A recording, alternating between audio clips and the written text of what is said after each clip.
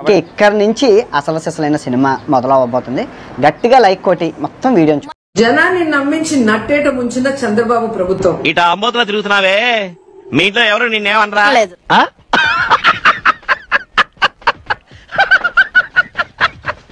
వాళ్ళ అధికారంలోకి వచ్చి 9 సంవత్సరాలు అవుతున్నా. నువ్వేమన్నా? అధికారంలోకి వచ్చి 9 సంవత్సరాలు అవుతున్నా. నేను ఒక సన్నాసిని, నా వెనక 30 మంది సన్నాసులు.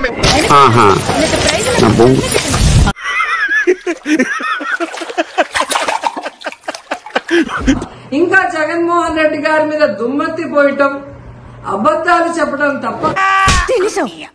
ఇన్నవా పెళ్ళ చేతిలో తన్నులు తినే ప్రతి పాకెట్ గాడు గిట్టనే డైలాగులు కొడతాడు. మేము అధికారంలోకి వచ్చాక ఏం చెప్పాం, ఏం చేస్తున్నాం మాకు తెలుదులే. నీ మా అత్తగారు తెలివితేటలో నా కాడ చూపించు. దృష్టికి ఆయన ఎప్పటిలాగే ఎన్నికల్లో హామీలు ఇవ్వటం, ఆ తర్వాత అధికారంలోకి వచ్చిన తర్వాత ప్రజల్ని ఎలా మోసం చేస్తాడో ఏంట్రైడు నటిస్తున్నాడు. ఈ బడ్జెట్ లో మీరు చూస్తే ఆయన తన ఇచ్చిన హామీల్ని ఎలా గాలి కొదిలేశాడో స్పష్టంగా అర్థమవుతుంది. ఒకసారి ఫేస్ తరంగించుకో.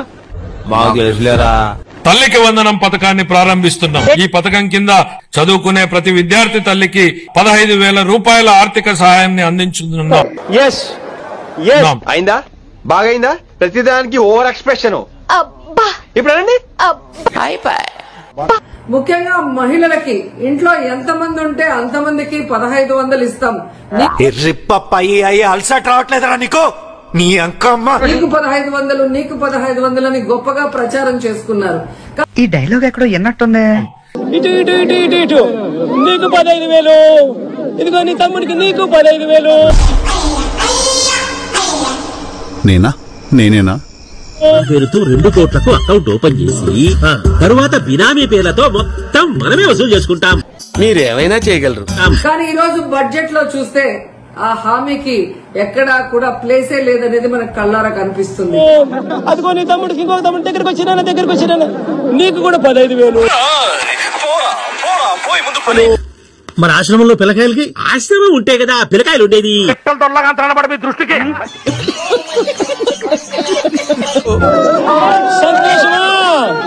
నువ్వు హ్యాపీరా?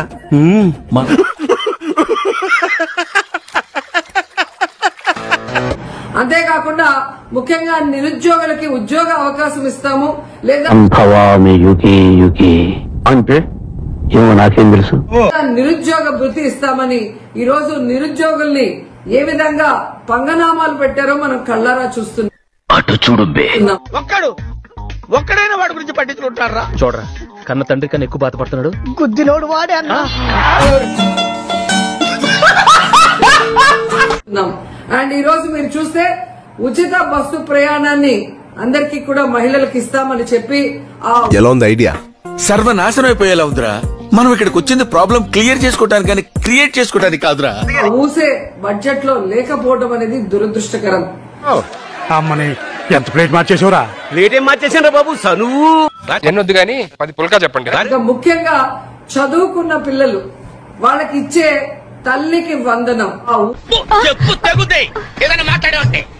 సో ప్రతి సంవత్సరం 12,400 కోట్లకు పైగా అవుతుంది.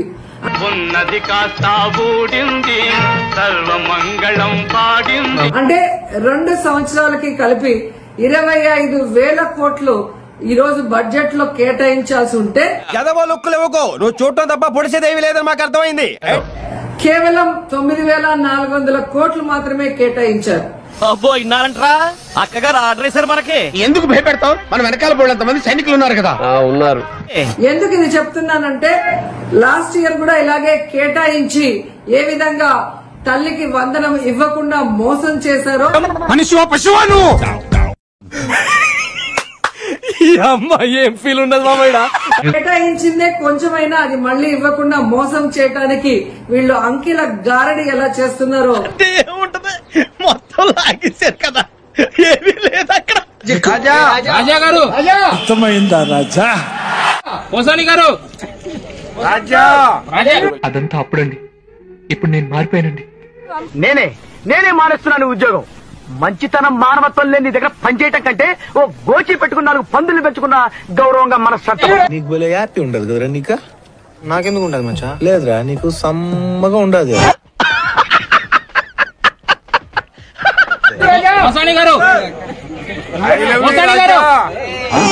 ఏదో తేడాగా యాసి మీరు లీడర్ పోతా ఉన్నది ఏమవుతుంది?